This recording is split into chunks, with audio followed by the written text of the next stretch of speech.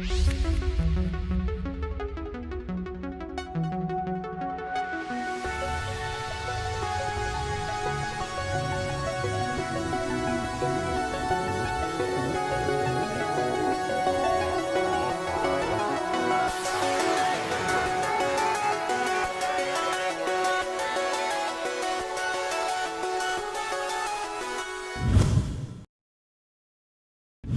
conséquence, et en vertu de l'article 373 du Code pénal, je requiers contre Roland Champagnat une peine de 6 mois de prison, dont 1 mois ferme et une amende pénale de 10 000 francs. Je vous remercie, monsieur le procureur. Le procureur, autrement dit le magistrat du parquet, représente l'intérêt de la société. Il a pour fonction principale de recevoir les plaintes et diriger les enquêtes. Une fois l'enquête terminée, le procureur a le choix de la décision à prendre. Soit une poursuite, soit un classement sans suite, ou encore de régler le litige autrement. En cas de poursuite, le prévenu est convoqué à une audience correctionnelle. À l'audience correctionnelle, le procureur de la République soutient l'accusation, c'est-à-dire qu'il fait une démonstration de culpabilité à l'égard du tribunal et il propose une peine. Mais à aucun moment, c'est lui qui décide de cette peine. Cette décision est la responsabilité qui revient au juge, appelé aussi magistrat du siège.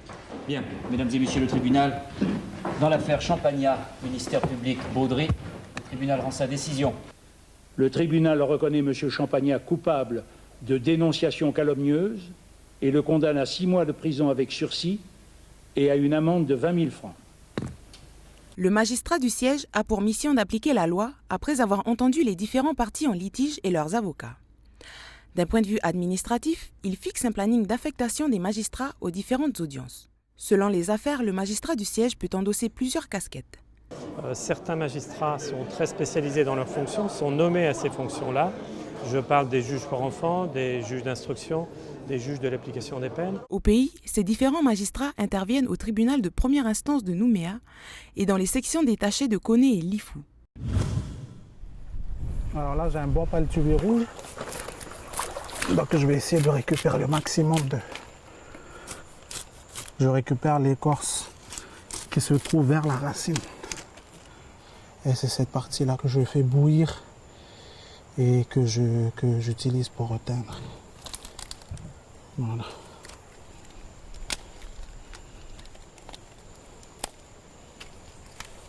Il faut récolter juste ce qu'il faut pour la teinture. C'est une couleur que je ne trouve pas sur d'autres, avec de la teinture chimique achetée au magasin. Donc c'est déjà ça. Et deuxièmement, je l'ai gratuitement.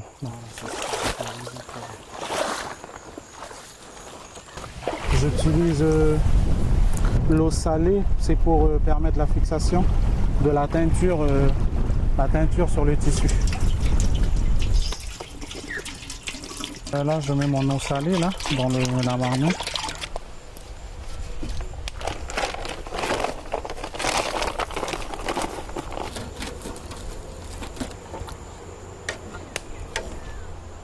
Donc alors là, mon eau salée avec les écorces de paltuvier rouge en bouillie 2-3 fois.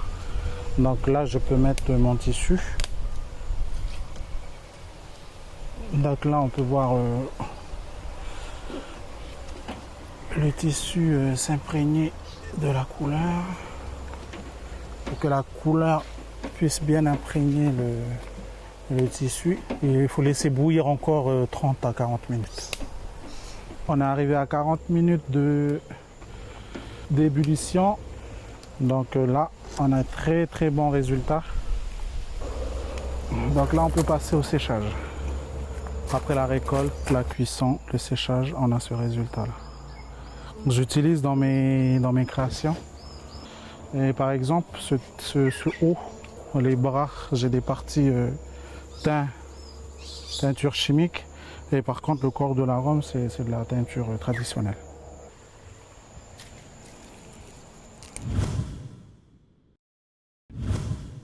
Urbain et Laurie, fontainiers à la mairie de Puevo, sont en intervention depuis ce matin à cause des fortes pluies de cette nuit. Ici, ils sont sur le captage d'eau de Purenech, à la tribu de Saint-Louis. Ils doivent nettoyer les 2 entrées de la conduite d'eau. Mais pour l'instant, le débit d'eau est encore trop fort. Le niveau d'eau, il est trop fort et c'est lourd à lever, quoi. Parce qu'après, on a du mal à replacer après. On attend que ça me baisse un peu, puis on revient aussitôt après, l'après-midi, dès que ça va calmer, comme ça on puisse nettoyer. Pour l'heure, une seule entrée du captage peut être nettoyée. Les feuilles qui sont emmenées par l'inondation. Parce que t'as l'usine qui est derrière. Ça empêche les feuilles de rentrer dedans, mais voilà. Les deux employés se rendent ensuite au bassin d'eau. Il est situé à environ 1 km en contrebas du captage. Un entretien y est aussi prévu, mais cette fois au niveau de la conduite. Pour ce faire, Urbain va à l'aide de sa clé couper l'alimentation en eau des foyers du secteur. Là, je ferme pour que lui il nettoie le filtre qui est en bas. Là, le filtre il est dedans.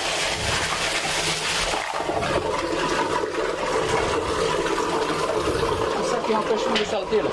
Les habitants des environs ont été coupés pendant 30 minutes lors de l'intervention. Parfois, les coupures d'eau peuvent atteindre 1 heure ou 2 selon l'intensité de la pluie. Aujourd'hui, les fontainiers n'ont pu intervenir que sur 2 captages sur les 11 de la commune. Ils sont souvent ralentis par l'état des pistes menant à ces installations. Ce soir, aucune maison n'est coupée d'eau. Le greffier, il arrive, mais normalement, il a toutes ses notes d'audience.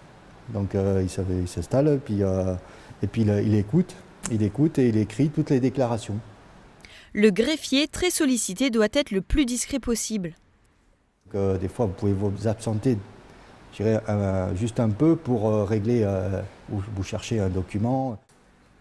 En dehors de la salle d'audience, d'autres greffiers et greffières s'activent. Chacun a un rôle bien défini, mais le greffier doit rester polyvalent. Eh bien là, je suis en train de préparer les notifications pour de la dernière audience que j'ai prise. Donc envoyer en recommandé aux personnes qui étaient présentes ou absentes pour qu'ils prennent connaissance de la décision qui a été rendue par le magistrat. C'est ça le travail de greffier. On ne fait pas de la rédaction, on fait de la mise en forme, du jugement. De l'autre côté, Nathalie s'occupe des dossiers des mineurs. Actuellement, elle rassemble tous les documents nécessaires pour la prochaine audience. C'est un domaine très intéressant, que ce soit au niveau de l'assistance éducative, de les enfants en danger ou les mineurs délinquants aussi. Les procédures sont variées, voilà, c'est ce qui fait l'intérêt du métier. Depuis la réforme statutaire de 2015, le greffier peut évoluer dans ses fonctions. C'est le cas de Corinne qui travaille dans la justice depuis 27 ans. Elle a d'abord été greffière avant de devenir directrice du greffe. Aujourd'hui, c'est elle qui encadre les 6 greffiers au tribunal de Koné. Moi, je suis placée, c'est-à-dire que je ne suis pas nommée dans la juridiction dans la section détachée de Koné, mais je suis affectée auprès des chefs de cour qui ensuite me missionnent dans les différentes juridictions du ressort de la cour d'appel de Nouméa. Le nombre de personnel nécessaire pour le tribunal est fixé par le ministère. À l'heure actuelle, à Koné, les greffiers ne sont pas assez nombreux face à l'activité juridique qui augmente.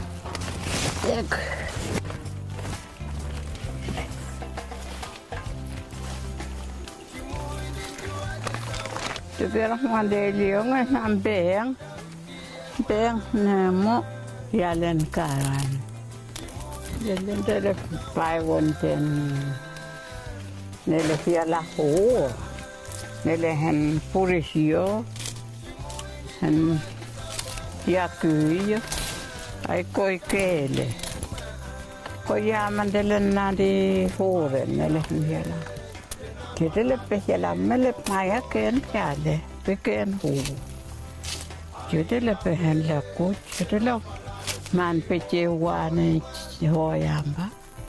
Yudele pai. Ile gachiaji. Ile pai. Yudele pai. Yudele rauno jara kopna pe.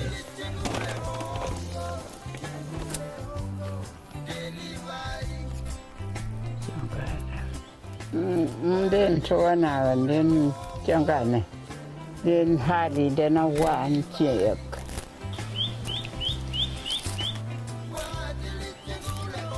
Mope na mama lo tabo madeket de ke hoyamba. Mope kop ne pai no suweni de rape menga. Mam nyatena kian pare. Pana punyanga no gen pelet.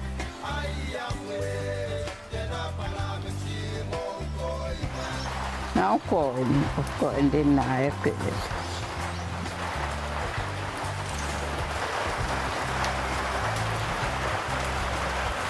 O coin ma de ke nyon mananga.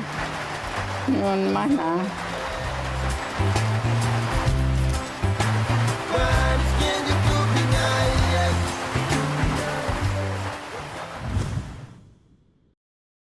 Ici au pays, l'organisme chargé de contrôler les produits importés est le CIVAP, le service d'inspection vétérinaire, alimentaire et phytosanitaire, un service du gouvernement.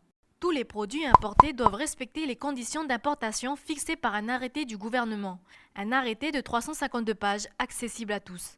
Son rôle, contrôler les produits à risque sanitaire, c'est-à-dire les produits potentiellement porteurs d'agents biologiques d'origine animale ou végétale, nuisibles pour l'homme, les animaux ou les végétaux. Alors comment importe-t-on un produit au pays? Prenons un exemple concret. Un groupe local veut importer du poulet.